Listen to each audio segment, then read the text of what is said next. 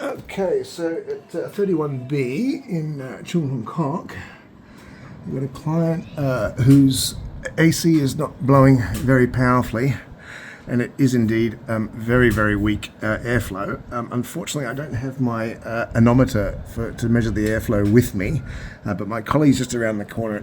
He has that. I'm going to get him to send that in an Uber, along with a couple of other tools that I'm going to need. Anyway, you can see it's absolutely filthy. The drainage pan is full of algae, and the algae and mold extends all the way to the other side now, and very, very, very dirty, obviously. Absolutely, if you were told that the ACs were cleaned before you moved in, and I think, if I recall correctly, you've been here about 6 months or so, but I'll get clarification on that. But if you were told that the ACs were cleaned prior to moving in, I can tell you absolutely, without doubt, that is not the case, because they just, even if there's a drainage issue, which there clearly is, otherwise you wouldn't have all of this algae if it was draining well.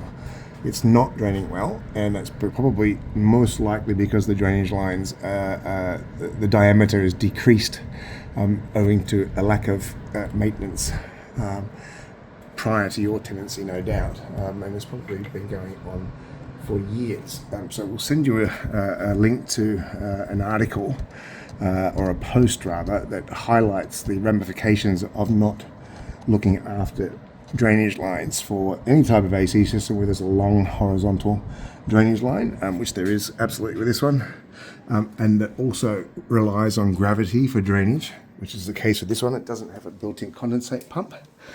So whenever algae, which is, you can see there's algae in the AC, so algae in the AC, obviously there's going to be algae inside the drainage line, which is this cream coloured one that's insulated, and you can see just how far that goes horizontally over that end. And I can trace that later when I have a bit more time, so I'm trying to get out the master bedroom as fast as possible. So you've definitely got your algae built up beside that drainage line, and it is thankfully completely straight line. We can assume that it's horizontal, that there's no hills and valleys for the drainage to deal with, but I'd have to have a closer look further along. Can't really see that from this angle, and I can't put a spirit level in to double check that it is 100% level. I don't have my laser leveling tool here to set up just to check that either. Limited equipment. Anyway, what you can also see is that there's a metal grill, which is pretty standard, underneath the blower fan assembly, and that's just to prevent critters, rodents, and that kind of thing getting in there while the AC is operational. It's just a protection, okay? But this clearly hasn't been cleaned in years. I'd have to estimate that that's got to be at least 4 years. At least 4 years of accumulative dust there underneath. Okay, having done this for a long time, and we talk to every client, get a history, like a medical checkup. We treat every technical issue just like a doctor would. We've got to ask all the right questions to get clarity on what's led up to this point, and that will help us diagnose what the so-called health issues are. So this one, the airflow is rubbish. This is also a contributing factor, and the rest of the main contributing factor, in addition to all this dust that's choking everything up, there'll be a lot of dust inside the blower fan assembly itself as well too. So what we're going to do is we're going to remove that metal grill as much as we can, so we can only reach the screws on this side and then about halfway along, which is at least gives us access to the blower fans. And then we've got a wet vac, industrial wet vac set up here, so that we can get most of what's inside out for as far as I can reach. That should improve the airflow. I'm not going to do any of that until I got the anemometer here, because I need to take an airflow before and after. So I won't get started on the vacuuming yet, but I'll get everything set up, and then we'll check the airflow a bit after that. Okay. Anyway, what I also have to add to this as well too is that unless your lease states otherwise, the landlord should be responsible for this. Typically, any repairs or maintenance. And when we say maintenance, we mean we're not talking about cleaning. Cleaning is not maintenance. Maintenance is an ambiguous word. It's an ambiguous word, and when it's used in the context of ACs or anything technical, you could call repairing your car, if you had to replace parts, you could call that vehicle maintenance if you wanted to. And that would still cover, it is maintenance, you're maintaining the vehicle, right? So again, it's an ambiguous word that is used intentionally, unfortunately, in contracts, and whether it's lease related or whatever, it can be related to other topics as well too, because of it's open to interpretation. Okay, the standard in Hong Kong when it comes to ACs in a rental is that the tenant is typically responsible for keeping them clean, because it's in their best interest as well to keep them clean for their own, air quality.